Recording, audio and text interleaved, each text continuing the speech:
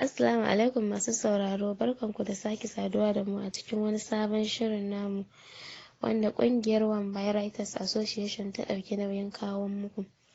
A yau ina ɗauke ne da sabon littafinmu mai suna ƙannen miji wanda Amina Gidado Hamma ta rubuta. Ni Mrs. Maimali zan karanto muku insha Allah. Shafi na farko. Gari na wayewa Hajiya Umma ta fito falo ta zauna a kan tirisita tana jira ta ga lokacin da Rashida da Rahma za su fito daga ɗakinsu. Mairamu 'yar aiki ce ta fito daga kicin riƙe da kaskon turaren wuta. Ta duka har ƙasa ta ce, Hajiya barka da safiya, an tashi lafiya? Hajiya Umma ta amsa, lafiya alhamdulillah kakata. Mairo ta samu wuri ta ajiye turaren wutan, nan da nan wuri ya ɗauki ƙamshi. Ta sake dukawa ƙasa ta ce, Hajiya akwai abin da kike bukata ne? Ta ce, a'a Mairamu je ki yi aikin ki. Ta koma kicin ta kama aikin girki. Ta haɗa musu breakfast na soyayyar doya da ƙwai da farfesun kaza da ruwan tea mai citta da kanumfari. Ta gama girkin ta jera musu a dining. Misalin karfe 8:30 Aliyu ya shigo cikin gida. Yana shiga ya iske Mairamu a kicin. Ya mata sannu da aiki. Ta amsa cikin girmamawa. Yana shiga falo ya tarar da Umma a zaune. Take ya duka ƙasa ya gaishe ta. Ta amsa cikin fara'a ya zauna a ƙasa ya ce, ɗazu muka yi waya da abbanmu ya ce gobe insha Allah za su dawo Abuja. Umma ta ce Allah ya sa. Ya ce, Umma lafiya na gan kina zaune ke kaɗai, ina 'yan matan nan suke? Ta ce, ni ma zaman jiransu nake in ga karfe nawa za su tashi daga bacci. Aliyu ya ce, bara na dubo su. Ta ce, kyale su mu ga gudun ruwansu. Ya ce, yara ne sai ka ce masu kunnen ƙashi, tare da jin tsaki. Karfe 9 na yi. Ta ce, Yarima mu je mu yi breakfast. Aliyu ya ce, to Umma. Suna hawa dining. Aliyu ya ɗauko cup da plate ya yi sabin. Hajiya Umma ya ce, Umma bismillah. Ta ce, na gode, Allah ya maka albarka. Ya ce, amin. Suna cin abinci sai ga Mairamu za ta haura sama. Hajiya ta ce, kakata ke kin yi breakfast ɗin ne?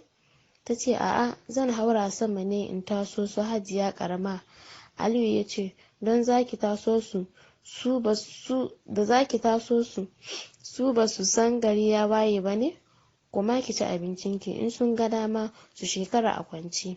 Mairamu ta juya ta koma kicin cike da fargaba don ta san yau Rashida za ta ci mata mutunci. Dama umarni suka bata kullum in ta gama breakfast ta je ta taso su a bacci kafin Hajiya Umma ta fito daga ɗakinta. Shiru Umma da Aliyu suka yi na wani lokaci. Umma ta ce, Yarima ni fa abin yaran nan ya fara fin ƙarfi na. Ya ce, Umma don't mind, I will handle them with iron hand. Haka suka ci gaba da cin abinci suka koma falo. Haka suka gama cin abinci suka koma falo suna fira. Prof Umar Aliyu shine mahaifin Aliyu, Rashida, Ahmad da Abdul. Hajiya Rabi ita ce mahaifiyarsu. Asalinsu 'yan Adamawa ne amma suna zaune a garin Lagos.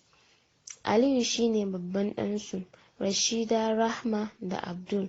Profeso Umar Aliyu malami ne a UNI Lagos kuma babban ɗan kasuwa ne. Ita ma Hajiya Rabi business woman ce.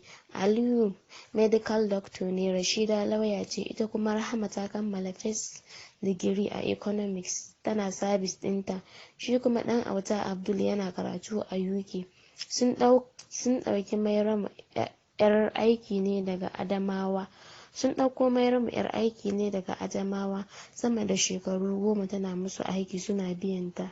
Har hajji sai da Prof ya kai Mairamu.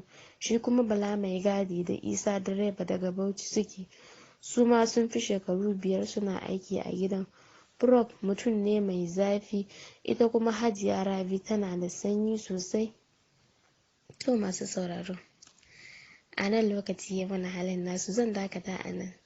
Sai ku tare mu a shiri na gaba domin jin ƙariken wannan ƙayataccen labari namu na marubuciyarmu Amina Hamma.